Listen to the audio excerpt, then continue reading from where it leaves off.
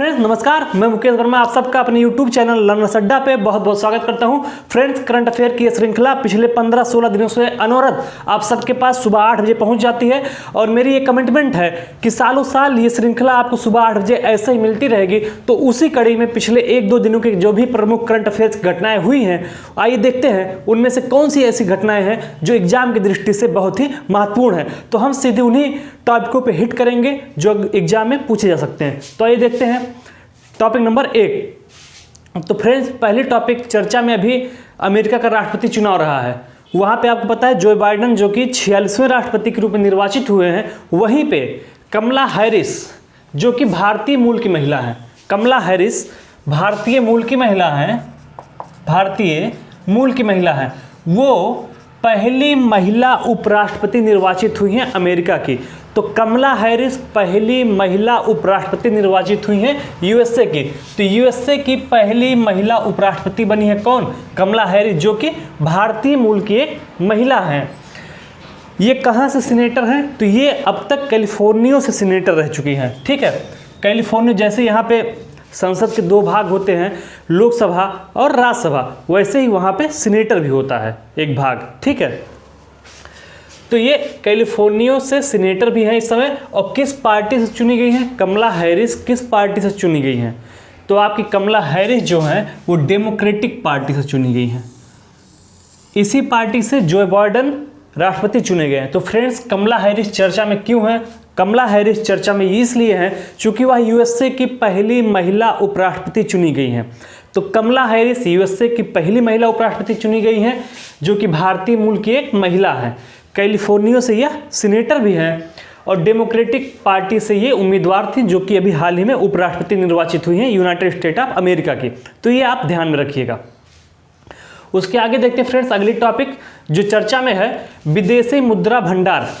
तो अभी हाल ही में एक आंकड़ा आया है विदेशी मुद्रा भंडार से संबंधित, तो उसमें भारत को 5वां स्थान प्राप्त हुआ है। विदेशी मुद्रा भंडार में 5वां स्थान। तो फ्रेंड्स विदेशी मुद्रा भंडार में भारत को 5वां स्थान प्राप्त हुआ है। कौन सा स्थान प्राप्त हुआ? 5वां। तो पूछेगा क्वेश्चन एग्जाम में आपसे कि विदेशी मुद्रा भंडार में भारत का कौन सा स्थान है? तो आपको सही से जवाब देना होगा कि विदेशी मुद्रा भंडार में भारत का स्थान 5वां है। विकल्प आपको देगा 1, 3, 5, 8 और क्वेश्चन पूछेगा आपसे कि विदेशी मुद्रा भंडार में भारत का स्थान कौन सा है। तो अगर आपको इसका सही उत्तर पता रहेगा कि 5वां स्थान है, तो वर्तमान में विदेशी मुद्रा भंडार में भारत का 5वां स्थान है। ये इससे लगे हाथ ये भी जान लीजिए कि पहला स्थान किसका है? तो सर्वाधिक विदेशी मुद्रा भंडार जापान का है। तो फ्रेंड्स विदेशी मुद्रा भंडार में पहला स्थान किस देश का है? जापान का है। आपसे क्वेश्चन पूछ सकता है एग्जाम में, भारत से नहीं पूछेगा तो हो सकता है यही पूछ ले कि सर्वाधिक विदेशी मुद्रा भंडार किस देश का है? जापान का, चाइना का, यूएसए का या भारत का? तो इसका सही जवाब होगा जापान का। सर्वाधिक विदेशी मुद्रा भंडार जापान का है। इसी समय एक और चीज देख लेते हैं, एक सैन्य अभ्यास के बारे में जो भारत और जापान के बीच होता है, जिसका नाम है धर्म गार्जियन। तो फ्रेंड धर्म गार्जियन सैन्य अभ्यास जापान वर्सेज किसके बीच होता है? भारत। तो जापान और भारत के बीच धर्म गार्जियन सैन्य अभ्यास होता है। अगर एग्जाम में आ जाए धर्म गार्जियन किसके बीच का सैन्य अभ्यास है, तो इसका जवाब आप लोग क्या देंगे कि धर्म गार्जियन जापान और भारत के बीच का सैन्य अभ्यास है। तो फ्रेंड्स हमने 3 महत्वपूर्ण चीजें पढ़ी। पहली महत्वपूर्ण चीजें ये पढ़ी कि विदेशी मुद्रा भंडार में वर्तमान समय में भारत का 5वां स्थान है। अभी 2 दिन पहले एक रिपोर्ट आई है, उसी रिपोर्ट में ये बताया गया है कि सर्वाधिक विदेशी मुद्रा भंडार किस देश का है? जापान का है। तो सर्वाधिक विदेशी मुद्रा भंडार जापान का है। विदेशी मुद्रा भंडार के मामले में भारत का 5वां स्थान है और जापान और भारत के बीच एक सैन्य अभ्यास होता है अक्सर, जिसका नाम है धर्म गार्जियन। तो अगर ये सवाल एग्जाम में पूछे कि धर्म गार्जियन किसके बीच का सैन्य अभ्यास है, तो इसका सही जवाब होगा जापान और भारत के बीच का सैन्य अभ्यास है। तो फ्रेंड्स ये 2 टॉपिक क्लियर हो गया, एक कमला हैरिस का और एक विदेशी मुद्रा भंडार से संबंधित जो टॉपिक थी। आइए देखते हैं अगली टॉपिक, ताइवान। ताइवान नाम आ जाए तो इसको थोड़ा सा आप इंटरनेशनल रिलेशन के संदर्भ में सोचिए। ताइवान को यूएसए ने $600 मिलियन के सशस्त्र ड्रोन की बिक्री को मंजूरी दे दी है। तो फ्रेंड्स यूएसए ने क्यों मंजूरी दे दी? क्योंकि ताइवान ऐसा कंट्री है जो कि प्रशांत महासागर में स्थित है। पहली बात, ताइवान की सिचुएशन कहाँ पे है? प्रशांत महासागर में। ताइवान आपका प्रशांत महासागर में स्थित है और ताइवान का चाइना से हमेशा 36 का आंकड़ा रहता है। और आप सबको पता है कि इस समय चाइना और अमेरिका के बीच में काफ़ी तनातनी चल रही है। किसके किसके बीच में? चाइना और अमेरिका के बीच में काफ़ी तनातनी चल रही है। तो शत्रु का शत्रु क्या होता है? मित्र होता है। तो चाइना का एक शत्रु ताइवान भी है। तो इसीलिए ताइवान को यूएसए ने $600 मिलियन के सशस्त्र ड्रोन की बिक्री को मंजूरी दी है। ये हो गया करंट की दृष्टि से महत्वपूर्ण जो था, जो आजकल के अंतर्राष्ट्रीय सिनेरियो में घटित हो रहा है। अब देख लेते हैं कि ताइवान के प्रेसिडेंट कौन है। तो वर्तमान समय में ताइवान के प्रेसिडेंट साई इंग वेन है। ताइवान के प्रेसिडेंट साई इंग वेन है। तो वर्तमान समय में ताइवान के प्रेसिडेंट साई इंग वेन है। दूसरी चीज़ देख लीजिए, ताइवान की राजधानी कहाँ पे है? ताइपे में है। ताइवान की राजधानी आपकी ताइपे है।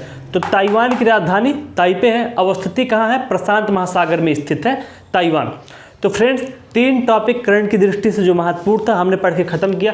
पहले टॉपिक हमने पढ़ी कमला हैरिस के बारे में, जो कि यूएसए की पहली महिला उपराष्ट्रपति निर्वाचित हुई हैं, जो भारतीय मूल की महिला हैं और डेमोक्रेटिक पार्टी की उम्मीदवार थी। दूसरा, हमने विदेशी मुद्रा भंडार में भारत का वर्तमान में स्थान 5वां है और पहले स्थान पे जापान है।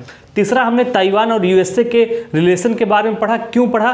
क्योंकि हम जानते हैं कि ताइवान भी चाइना का दुश्मन है और इस समय अमेरिका और चाइना में भी दुश्मनी चल रही है। दुश्मन का दुश्मन दोस्त होता है, इसलिए यूएसए और ताइवान करीब आ रहे हैं और उसी करीब आने की कड़ी में ही यूएसए ने $600 मिलियन के सशस्त्र ड्रोन की बिक्री को मंजूरी दे दी है ताइवान को। ठीक फ्रेंड्स, तो 3 टॉपिक पढ़ के क्लियर किया। आइए देखते हैं चौथी इंपॉर्टेंट टॉपिक कौन सी है। तो फ्रेंड्स, अल्सन ओटारा नाम तो आपने सुना होगा। अल्सन ओटारा तीसरी बार राष्ट्रपति बने हैं।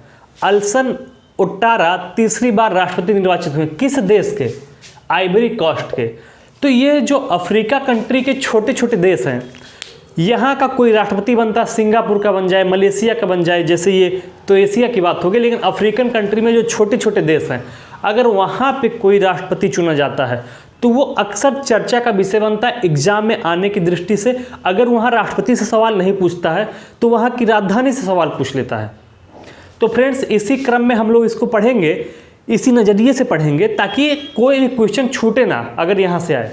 देखिए, अल्सेन ओटारा को तीसरी बार राष्ट्रपति चुना गया। कहाँ का? आइवरी कोस्ट का। आइवरी कोस्ट कहाँ का देश है? पहले ये जान लीजिए किस महाद्वीप का देश है। तो आइवरी कोस्ट आपके अफ्रीका महाद्वीप का देश है, इसीलिए इंपॉर्टेंट है क्योंकि अफ्रीका महाद्वीप में बहुत छोटे छोटे कंट्री है जिनसे अक्सर कोई ना कोई सवाल पूछा ही जाता है।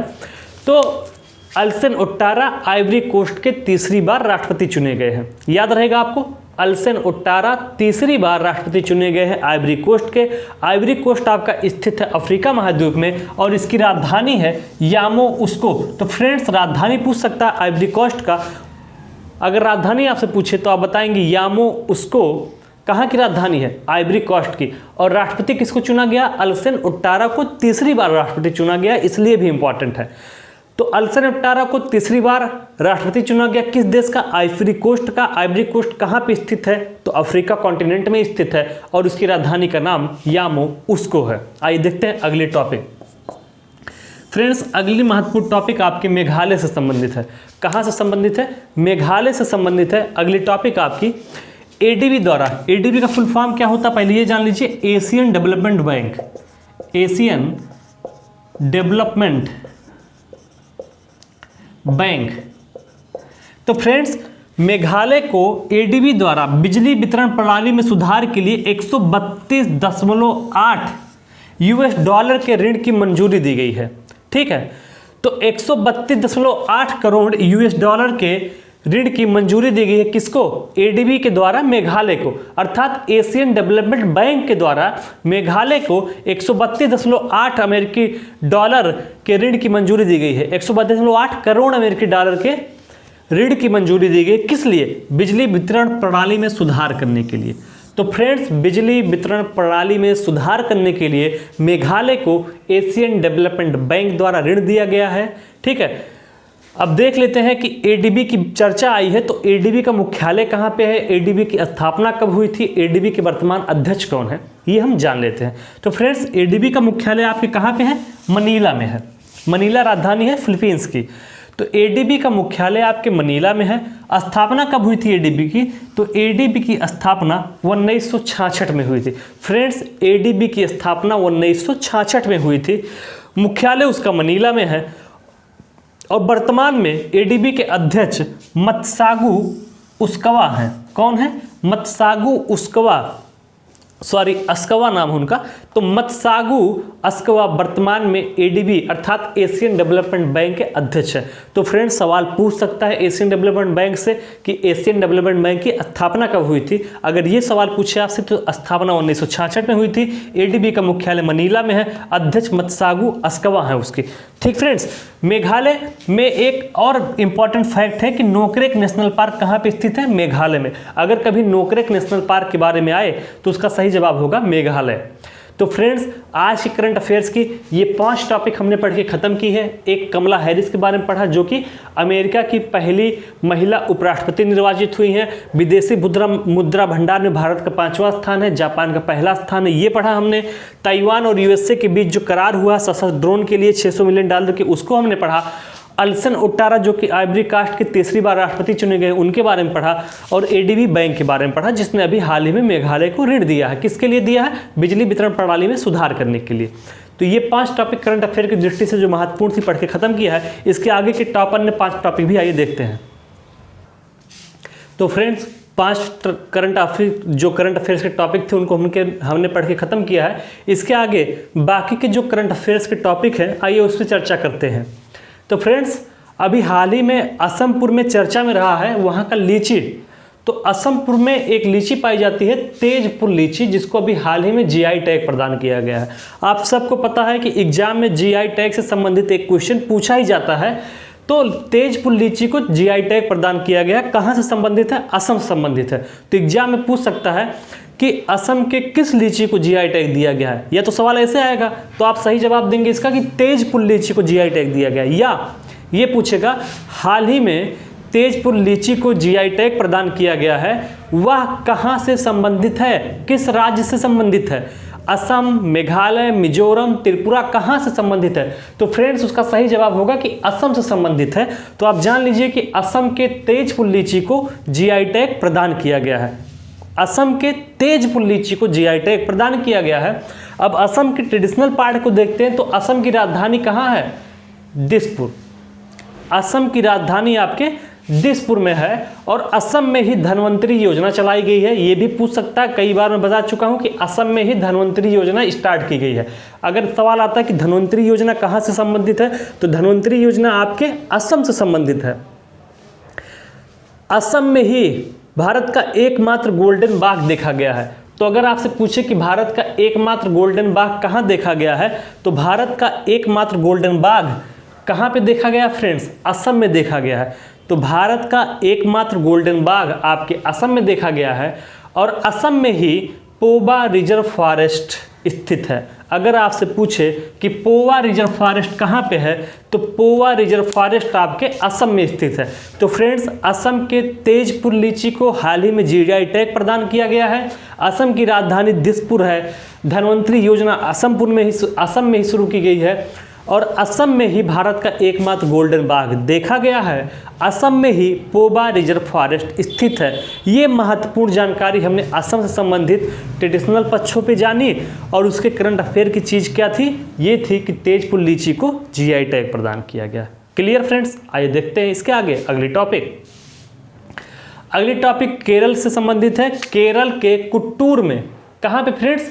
केरल के कुट्टूर में दुनिया का सबसे बड़ा हाथी पुनर्वास केंद्र बनाया जा रहा है। तो आपसे सवाल पूछ सकता है कि दुनिया का सबसे बड़ा हाथी पुनर्वास केंद्र कहाँ बनाया जा रहा है? तो फ्रेंड्स, दुनिया का सबसे बड़ा हाथी पुनर्वास केंद्र केरल के कुट्टूर में बनाया जा रहा है। केरल के कुट्टूर में दुनिया का सबसे बड़ा हाथी पुनर्वास केंद्र बनाया जा रहा है। ये सवाल आपसे एग्जाम में पूछ सकता है कि दुनिया का सबसे बड़ा हाथी पुनर्वास केंद्र कहाँ बनाया जा रहा है? तो दुनिया का सबसे बड़ा हाथी पुनर्वास केंद्र केरल के कुट्टूर में बनाया जा रहा है। केरल में ही तिरंगा पहल चलाई जा रही है। आपसे पूछ सकता है कि तिरंगा पहल कहाँ पे चलाई जा रही है और किससे संबंधित है?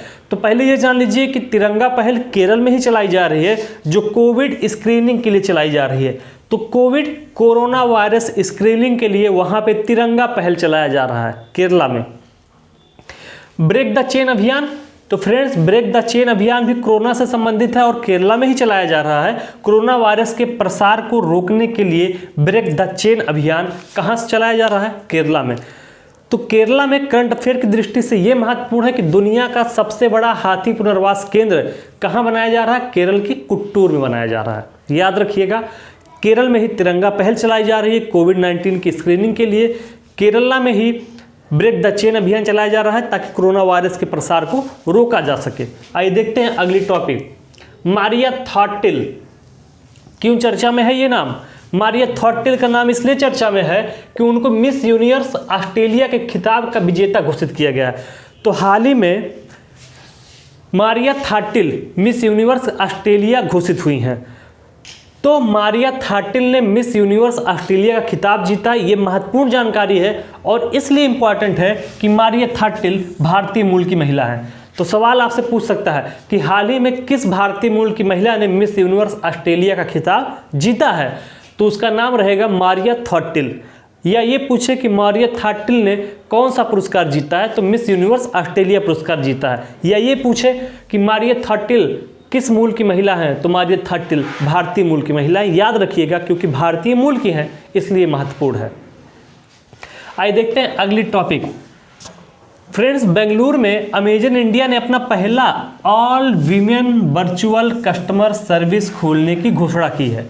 तो सवाल पूछेगा आपसे एग्जाम में कि अमेजन इंडिया ने अपना पहला all women virtual customer service कहाँ खोलने की घोषणा की है? तो इसका सही जवाब होगा कहाँ पे? बेंगलुरु में खोलने की घोषणा की है। तो अमेजन इंडिया ने अपना पहला all women virtual customer service खोलने की घोषणा कहाँ पे की है? तो बेंगलुरु में की है। अमेजन इंडिया के संस्थापक कौन है फ्रेंड्स? तो जेफ बेजोस अमेजन इंडिया के संस्थापक हैं, जो अभी वर्तमान में दुनिया के सबसे अमीर व्यक्ति हैं। दुनिया के सबसे अमीर व्यक्ति हैं। ठीक है फ्रेंड्स, तो जेफ बेजोस वर्तमान में दुनिया के सबसे अमीर व्यक्ति हैं। इन्होंने ही अमेजन इंडिया की स्थापना की थी और अमेजन इंडिया ने अपना पहला all women virtual customer service खोलने की घोषणा की है। किस शहर? बेंगलुरु में, इसलिए ये चर्चा में है। फ्रेंड्स, एक इंटरेस्टिंग जो बचपन में आप पढ़ते आए हैं कॉमिक्स, चाचा चौधरी का रोल जो करते थे, तो नमामि गंगे प्रोजेक्ट के ब्रांड एम्बेसडर घोषित किया गया है। किसको? चाचा चौधरी को। तो फ्रेंड्स, चाचा चौधरी को नमामि गंगे प्रोजेक्ट का ब्रांड एम्बेसडर घोषित किया गया है। चाचा चौधरी को नमामि गंगे प्रोजेक्ट का ब्रांड एम्बेसडर बनाया गया। यही कॉमिक्स वाले चाचा चौधरी हैं, याद रखिएगा। तो चाचा चौधरी को नमामि गंगे प्रोजेक्ट का ब्रांड एम्बेसडर घोषित किया गया है। तो फ्रेंड्स, आज के करंट अफेयर्स की टॉप 10 टॉपिकों पे हमने चर्चा की है। कल इसी टाइम पे हम फिर से जो 24 घंटे का करंट अफेयर रहेगा उसको लेके आप सबके सामने उपस्थित होंगे। तब तक आप सब इसको नोट करते रहिए और रिवीजन करते रहिए। मुझे लगता है ये 15-16 क्लास आपकी हो चुकी है। पूरे महीने का करंट अफेयर्स हम आपको दे रहे हैं। तो ये 15-16 क्लास आप लिखते रहिए, रिवीजन करते रहिए और लगातार उसको दोहराते हुए चलते रहिए। तो फ्रेंड्स, इसी के साथ मैं आप सबसे विदा लेता हूँ। लेकिन हाँ, उससे पहले एक और अपील आपसे है कि प्लीज़ ज़्यादा से ज़्यादा लोगों के पास चैनल को शेयर करिए। प्लीज़, लोग बीच बीच में बोलते रहते हैं शेयर करिए, यूट्यूबर को ये बढ़ाइए वो बढ़ाइए, लेकिन मैं आपसे ये सब नहीं कहता हूँ कि हमारे चैनल को बार बार शेयर करिए। मेरी फोकस आपकी पढ़ाई पे, लेकिन ये आपका भी धर्म है कि चैनल को ज़्यादा से ज़्यादा लोगों तक पहुँचाइए। धन्यवाद।